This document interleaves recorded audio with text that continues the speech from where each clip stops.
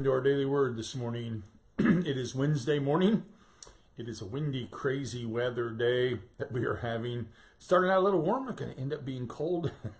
But it's the end of February as we continue our long journey together during the season of Lent and our conversation that revolves around Lent and all the stories that we find ourselves embroiled in the life of Jesus as we journey together to the cross and towards Jerusalem. So, as always, I'm glad you could join me for our time together as we continue this journey together. Thanks for carving out time to be with me and for making a way and for offering greetings when you join me for these days together. So today is daily word number 869. And I'm going to put the flame to my candle. As always, it is a reminder of the presence of the Holy Spirit with us. Such an important reminder as we live our lives, knowing that we're not alone, that the Holy Spirit is always with us as Jesus.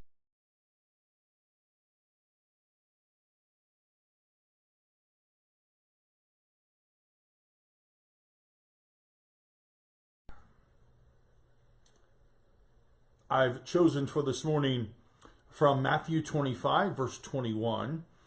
These interesting words, and they kind of strike home a bit for me. That's why I've chosen them for this morning. His master said to him, "Well done, good and faithful servant. You were faithful with a few things. I will put you in charge of many things. Enter into the joy of your master." I think there's nothing more than we want in life. Not always, maybe, but we all like a pat on the back, right?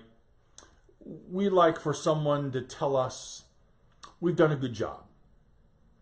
We like, to see the fruits of our labors, to know that our life's made a difference.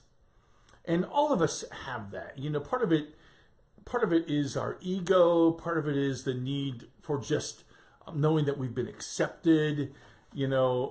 Part of it, I guess, a big part of it is knowing that we've made a difference, in the world. And that's what we're really called to. There's nothing better, I suppose, than for us to hear someone to say of us, "That was very well done." Now, we've all had that. I've had those moments in my life.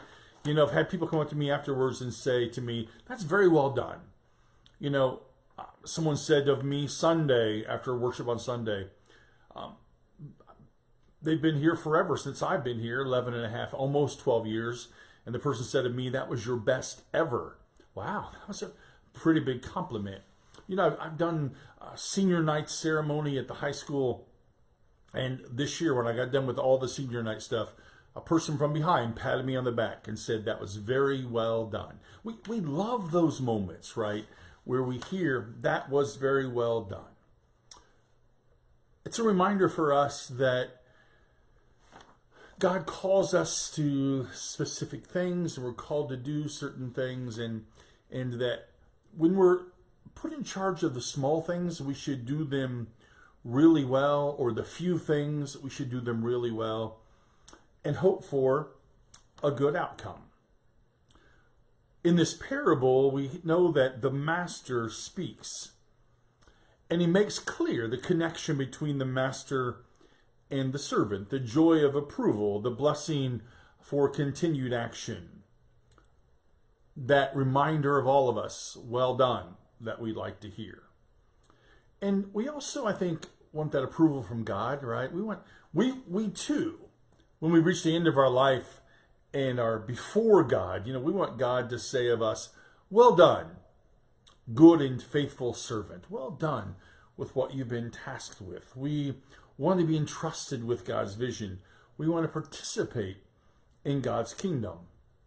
Each day begins anew, and we have the opportunity, to walk in obedience, to hear "well done" again and again and again.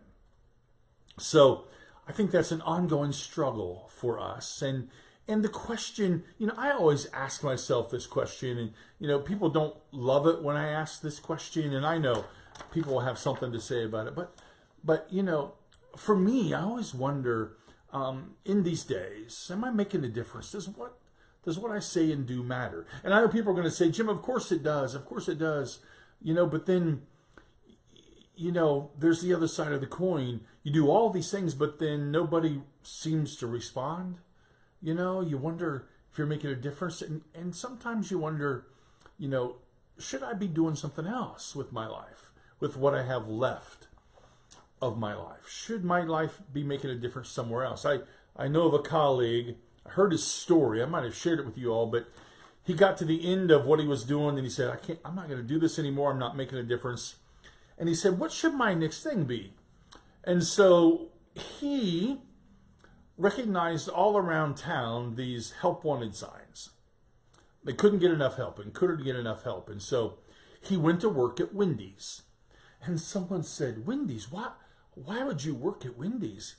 He said, well, look, help wanted signs everywhere. They needed somebody like me. And so he went to work at Wendy's and he made a difference at that place. And sometimes I wonder for us, I wonder about it personally, have I done all I can do? Do your words fall on deaf ears? Does it even matter what you do anymore? And should you do something else? I don't know the answer to that, except I know, like you, I want God to say of me, well done, Jim, good and faithful servant. And I hope I'm honoring that still.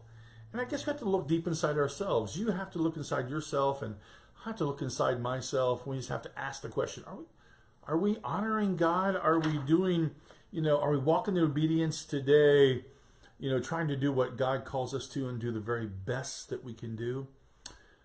I wrestle with that today. I wrestle with what that means in my life.